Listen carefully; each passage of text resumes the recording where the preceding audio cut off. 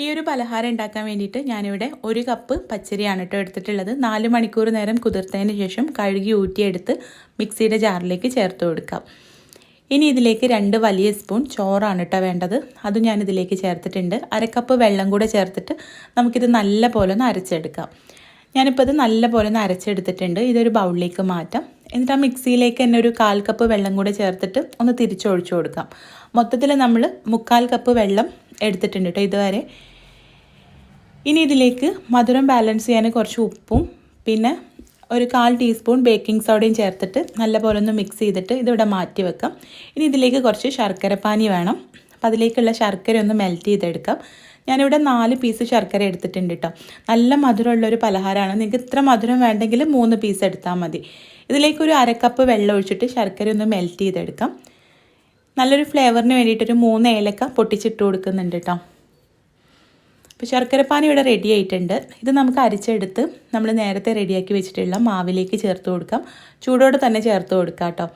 എന്നിട്ട് നല്ല പോലെ ഒന്ന് മിക്സ് ചെയ്യാം. അപ്പോൾ ഇത്രയേ ഉള്ളൂ, നമ്മുടെ ഈ ഒരു ബാറ്റർ ഇവിടെ റെഡി ആയിട്ടുണ്ട്. നല്ല ലൂസായിട്ടുള്ള ബാറ്ററാണ് കേട്ടോ ഇത്. നമ്മൾ മൊത്തത്തിൽ 1/4 കപ്പ് വെള്ളം ഇതിലേക്ക് ചേർത്തിട്ടുണ്ട്. ആദ്യം ഒരു 3/4 കപ്പും പിന്നെ ഒരു 1/2 കപ്പ് ശർക്കര മെൽറ്റ് ചെയ്തതും. ഇത് നമ്മൾ ചീനച്ചട്ടിയിലാണ് കേട്ടോ ഇത് റെഡിയാക്കുന്നത്. കുറച്ച് വെളിച്ചെണ്ണ ചൂടാക്കിയിട്ട് അതിലേക്ക് കുറച്ച് ചുവന്നുള്ളി ചേർത്ത് കൊടുക്കാം. ചുവന്നുള്ളി ഒന്ന് മൂത്ത് വരുമ്പോൾ കുറച്ച് അണ്ടിപ്പരിപ്പ് ചേർക്കാം. 1/4 ടീസ്പൂൺ വീതം ചെറിയ ജീരകവും കറുത്ത എള്ളും ചേർത്തിട്ട് ഒന്ന് മൂത്ത് വരുന്ന എല്ലാം കൂടെ ഒന്ന് മൂത്ത് വരുന്ന സമയത്ത് നമ്മളിവിടെ റെഡിയാക്കി വെച്ചിട്ടുള്ള ബാറ്ററിൽ നിന്നും 2 തവി ഇതിലേക്ക് ഒഴിച്ചു കൊടുക്കാം. എന്നിട്ട് നമുക്കിത് മൂടി വെച്ച് ചെറിയ തീയിൽ വെച്ചിട്ട് നമുക്കിത് വേവിച്ചെടുക്കാം. ഞാനിവിടെ ഒരു 5 മിനിറ്റ് ആയപ്പോൾ ഒന്ന് തുറന്നിട്ട് ഒരു കത്തി വെച്ചിട്ടൊന്ന് കുത്തി നോക്കിയതാണ് കേട്ടോ. 5 മിനിറ്റ് കൊണ്ട് ഉൾഭാഗം ഒന്നും വെന്തിട്ടില്ല. അപ്പോൾ ഒന്നും കൂടെ മൂടി വെച്ചിട്ട് പിന്നെ ഒരു 5 മിനിറ്റ് കൂടെ വെച്ചു കേട്ടോ.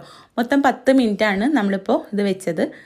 അപ്പോഴേക്കും ഇത് നല്ല പോലെ വെന്ത് വന്നിട്ടുണ്ട്. മുകൾ ഭാഗമൊക്കെ പൊങ്ങി നല്ല സോഫ്റ്റായിട്ട് വന്നിട്ടുണ്ട്. ഭയങ്കര സോഫ്റ്റാണ് കേട്ടോ ഇത്. നിങ്ങൾക്കിത് എടുക്കുമ്പോൾ തന്നെ മനസ്സിലാവുന്നുണ്ടാവും. കണ്ടോ, ഇതുപോലെ നമുക്ക് ഓരോന്നും ചുട്ടെടുക്കാം. ഇനിയിപ്പോൾ നിങ്ങൾക്ക് നോൺ സ്റ്റിക്കിൻ്റെ അപ്പച്ചട്ടിയിൽ വേണമെങ്കിൽ അങ്ങനെയും ചെയ്തെടുക്കാം കേട്ടോ. അങ്ങനെ ആകുമ്പോൾ കരിയുന്ന പ്രശ്നമൊന്നുമില്ല.